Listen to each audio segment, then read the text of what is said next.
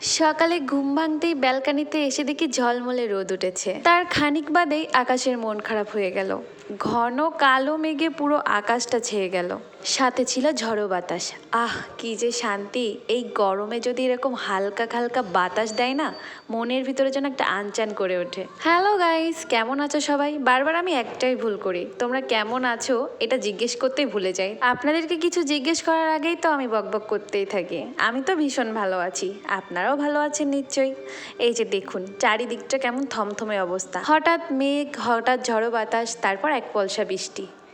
পুরো প্রকৃতিটা যেন একটা শীতল অনুভূতির ছোঁয়া পেল। দিনের পুরোটা সময় জুড়ে এই বন্দি খাঁচায় পাখির মতো আটকে থাকি। সপ্তাহের মাঝে আমার কর্তা মহাশয় 2 দিন ছুটি পায়, শুক্র আর শনি। আর সেই 2 দিনের অপেক্ষার প্রহর গুনতে থাকি আমি এই বন্দি ঘরে।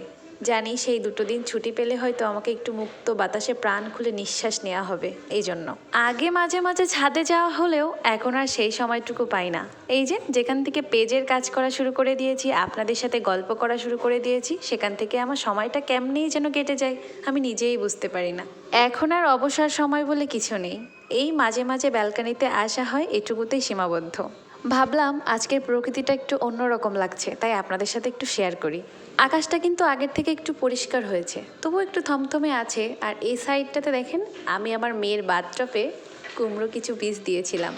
সবজি কাটার পরে সবজির খোসাগুলো এই বাথটবের ভিতরে দিয়েছিলাম। যেহেতু এখানে আগে অনেক গাছ ছিল, এখন নেই, তো ভাবলাম একটু জৈব সার হবে, তারপরে কিছু গাছ লাগাবো।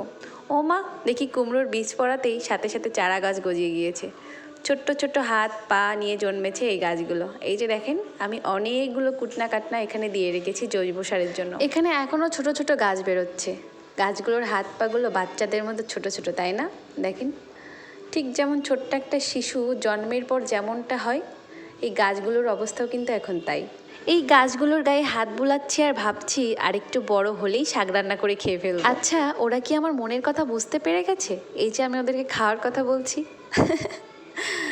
এত আদর ভরা স্পর্শ দিয়ে হাত বুলাচ্ছি, আবার মনে মনে বলছি গাছগুলোকে শাক বানিয়ে খেয়ে ফেলবো। কি অদ্ভুত, তাই না? এখানে দেখেন ছোট্ট ছোট্ট কিছু গাছ বেরিয়েছে আবার। তার মানে আগে যে বীজগুলো দেওয়া হয়েছিল সেগুলো আগেই বেরিয়ে গেছে, আর পরে যে বীজগুলো দেওয়া হয়েছিল সেগুলো পরপর বের হচ্ছে। তো দেখুন, হঠাৎ করেই দেখলাম আকাশ পরিষ্কার হয়ে ঝলমলে আবার রোদ বেরিয়েছে। এই দেখুন, রোদের ছায়া পড়ছে আমার হাতে। খুব সুন্দর, তাই না? আবার প্রকৃতিটা আগের মতো হয়ে গেছে। যাই বলেন না কেন, যত গরম পড়ুক না কেন, আমার রোদ্দুর অনেক ভালো লাগে। বৃষ্টি আমার একদমই ভালো লাগে না, কিন্তু গরমের জন্য এটুকু প্রশান্তি দরকার ছিল। আচ্ছা, তোমরা কে কে আমার মতো এরকম বন্দি পাখি আছো একটু কমেন্টে জানিয়ে দিও। দেখানোর মতো তো তেমন কিছু নেই, তাই এই ব্যালকানিতে আসি একটু প্রকৃতির ছোঁয়া নিতে, আর তাই তোমাদের সাথেও শেয়ার করি। ঘরের মধ্য থেকে যে টুকিটাকি কাজ করি সেগুলো তো তোমাদের সাথে শেয়ার করা হয় মাঝে মাঝে, আর রান্না বান্নার ভিডিও তো রোজই পাও। রান্না ফেলে তোমাদের সাথে বকবক করছি, এখনই রান্নাঘরে দৌড় দিতে হবে, তো ভাবলাম একটু বিনোদন নেওয়া যাক। এই দেখুন, একটা আম গাছ রয়েছে, এই আম গাছটাতে কিন্তু অনেকগুলো আম ধরেছে। তো আমি একটু তোমাদেরকে জুম করে দেখানোর চেষ্টা করি। এই যে দেখুন, আম ঝুলছে। আচ্ছা, ছোটোবেলায় অনেক আম কুড়িয়েছি নিজেদের গাছে। আমার বাবাদের অনেক বড় একটা আম বাগান ছিল। ঝড় হলেই পুরো পাড়ার ছেলেমেয়েরা না সেখানে উপস্থিত হতো, তো আমিও যেতাম।